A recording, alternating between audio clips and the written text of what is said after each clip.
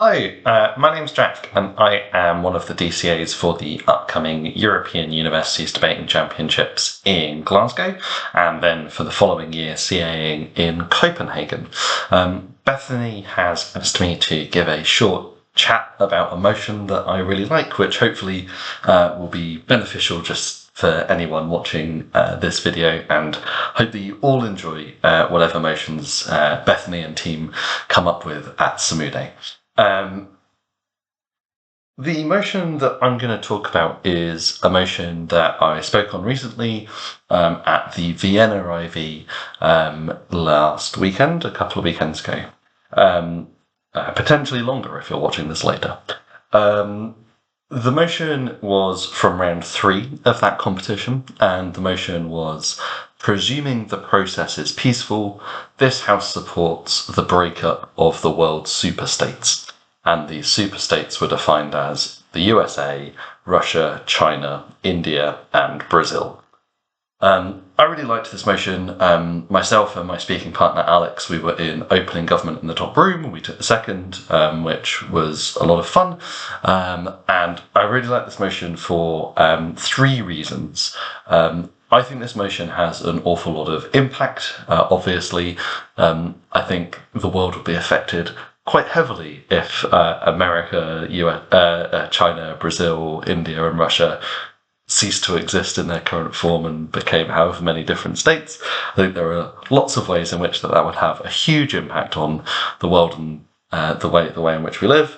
I think the number of different ways that it would have a fairly significant effect gives the debate quite a lot of depth, which I think is really, really helpful. Particularly, I think there's a bit of a trend of back half teams in debating not being able to find a lot of depth in motions, and this definitely solves that. There's lots that can happen. And I think it's also a fairly intuitive motion. I think that people right at the top end of the speaker tab, all the way to the lower ends of the speaker tab, can come up with lots of reasons why it might be quite good or bad to do this, or for this to happen. I think it's something that is something that everybody can latch on to quite easily, and those with lots of knowledge will be able to use that knowledge. But if you don't have lots of knowledge about the way in which these countries work, you can still probably grasp some fairly straightforward ideas about why it might be bad to break up big countries, in the same way that it has lots of analogies to breaking up different, like large companies, banks, or any other aspect of the economy that you might want to look at. I think the first thing I will say before diving into sort of my thoughts on this motion is I'm not going to say that I think this motion is particularly balanced in all ways. I think that probably if we did this, it would be really, really terrible. But I do think that this is one of those motions that works particularly well in the constructive debating, where, like, I think if you just take a step back from the debate and think about it, this probably would absolutely destroy the world economy overnight and would be hugely problematic for lots and lots and lots of different reasons. But actually proving that in a speech is quite difficult. So I think it really trains an awful lot of skills and an awful lot of decision making that you have to make in prep time or throughout the debate. To position yourself best to win it, and you can win it from all positions. So I think sort of within the world of debating, it probably comes out reasonably balanced, although I think it's probably intuitively a very silly idea. I think it actually works quite well.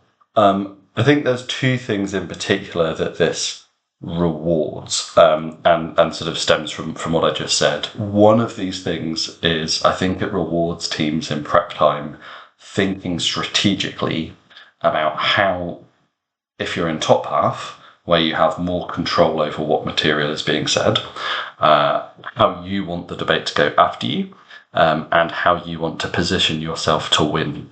So explaining why the stuff that you're arguing about is the most important, because you can spend an entire opening opposition case saying that this will destroy the economy, but if if the back half teams are able to explain something else and weigh that over you, you're going to lose. And there's so much other material that they can look at that you will lose that debate from opening opposition. If you don't factor in the why this is important. So it really trains that from top half. From back half, by comparison, it really forces you to do that explanation as well. Why is it that the additions or the different framing or the different arguments entirely that you have made are better or are the most important thing? And it really teaches you how to do some of that weighing, but also, I think from back half, think a little bit, okay, I'm in closing opposition. I know opening opposition are probably going to reach for some stuff about the economy. How can we think of something that maybe outweighs that? Maybe we can talk about international relations and how the international community might react. Given the motion specifies 5 countries, who is the 6th country that now becomes the biggest country? There's lots of things that you can do as well in back half, and it really trains you just to take a few minutes to think about the debate. And I think this is one of these things that I really like about the motion, because a lot of times in prep time, teams go into prep and they're just like, arguments, arguments, arguments. What am I going to say? Whereas if you force yourself to like sit down for 5 minutes of that prep time, or even 2 minutes of that prep time, and think, what's everyone else going to say? So how can we then position ourselves best to win the debate? You're going to, in not just this debate, but in all debates, do really well. And I think this is really useful at training that skill. I think this is a really good motion to use in a training session. So I think that there's sort of 4 areas in this debate that are really worth talking about. In particular, there may well be others. You may be able to think of others. I am not going to pretend to know all of the things, but I think there's a few things that you can think about. The first thing that I think is quite useful, particularly if you're in proposition in this debate, and this was something that we did in opening government, is think about, there is a clause at the start of this motion, which is presuming the process is peaceful. So within that, how far can you push it reasonably? What are the quick wins that you can get by being like, yeah, we peacefully create some new states?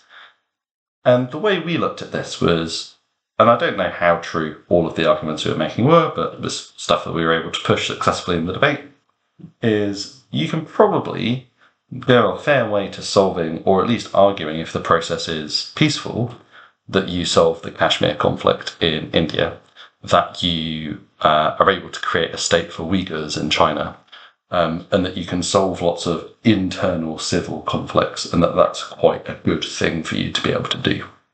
And you can point to just, this has to be a peaceful process because the motion says so, so we've got a bit of scope and a bit of wiggle room within that to just take some quick and easy wins. And I would always encourage teams, when there are those sort of weird phrases at the start of motions, to think about how can you, what wiggle room is there? What are the easy things for you to just grab hold of and say, here's an impact that we necessarily get, and that's a good thing for you.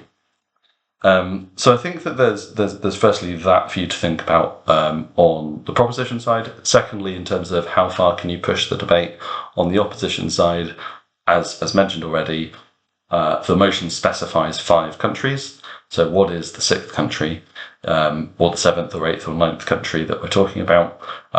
In the round that we were in, I think teams pushed that this then makes the world's largest or next likely superpowers to be, I think it was Indonesia, or South Korea, or a whole host of other countries from that part of the world that would have less their push, I'm just trying to remember the argumentation, but their push was predominantly that you would have less or more backsliding on democracy or slightly less democratic rights compared to America, for example. I think there are obvious ways in which you can weigh that off against China and Russia and India and Brazil, but I do think that was a way in which you can start to characterize who the next set of countries could be. So I think thinking about how you can just push some of the wording is quite useful. And all of this then feeds into what I think the main clashes are. So I think one of them is sort of the obvious one, sort of at the crux of the debate, which is, are superpowers a good thing or not? Is it useful? Have they historically been useful? have they historically been massively or led to a lot of conflicts and led to a lot of brinkmanship? And I think this feeds into the main sort of thing on international relations, where you can argue that currently superpowers, in order to maintain their power, start a lot of proxy wars, and I think that is a very strong argument on proposition as to why you might have a reduced ability to do that if instead of one USA you have like 50 states that, I don't know, Idaho probably has slightly less of an interest in doing this, or carrying out a few proxy wars against a random part of any other country, and probably has less of an ability to do so. So I think you've got a lot of arguments about whether those are good. I think there's also on the international stage, and as came up in our debate, a good discussion around sort of the UN Security Council and how this might affect this, because a lot of these countries have veto powers. Does this mean things operate differently at the UN? Similarly, I think if you just take a step back, currently there are 270 odd countries in the world. If you're now creating another 100 or so countries in the world, what does this do? There's lots of things that can happen here. And I think that on both proposition and opposition, there's lots of arguments and characterizations that you can make about how these countries are likely to interact with each other. I think then there is the very strong claims that you can make around the economy. I think this is easier on the opposition side. This creates a lot of borders, this creates a lot of frictions, this probably makes things considerably less efficient. I think the massive instability that would be induced by this would be quite large. Presumably all of these countries are going to then have currency unions, and there are lots of issues with currency unions in terms of their stability. There are some things that are quite good, but if the alternative is the country just being there, there isn't going to be a more stable way of having a currency union of the US dollar than all of the US being one country. So it's going to necessarily be less stable than that, and that can cause lots and lots of issues. I think particularly on this, though, whilst this feels like a fairly high impact and intuitive set of claims, and it sort of as mentioned earlier, I think the thing this motion really tests is your ability to weigh those claims very, very well against other claims that can be made in the debate. Is it worth tanking the economy so that you have a safe state for Uyghurs or for Muslims in the Kashmir area, or Muslims within India more generally? That might be something that is a useful thing to flag within the round and carry out that trade-off, because it's not very easy to explain, or to they don't directly compare.